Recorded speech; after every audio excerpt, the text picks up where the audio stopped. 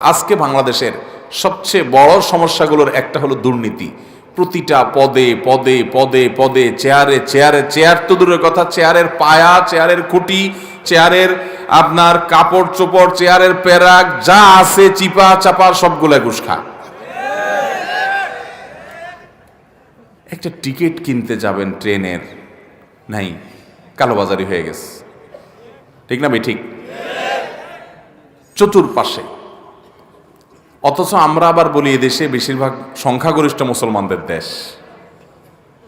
তাহলে যত দুই নম্বরই কাজ করে এগুলো সব বেশিরভাগ মুসলমান না?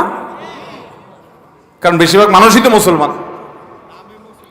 নামে মুসলমান। এর নামে মুসলমানের জন্য আল্লাহ জান্নাত তৈরি। অতএব হারাম ছাড়বো তো ইনশাআল্লাহ। যারা সুদের কারবার করেন এই এলাকার, আল্লাহর জন্য এটাকে তালাক দিবেন, ছেড়ে দিবেন, ঠিক আছে তো ইনশাআল্লাহ? এবং হালালে চলে আসবেন। কার জন্য করবেন? যাদের জন্য করছেন হারাম কামাই, এরা কেউ কিন্তু দায়িত্ব নিবে। আল্লাহ তাআলা আমাদের সবাইকে হক হালালে চলার তৌফিক দান করুন।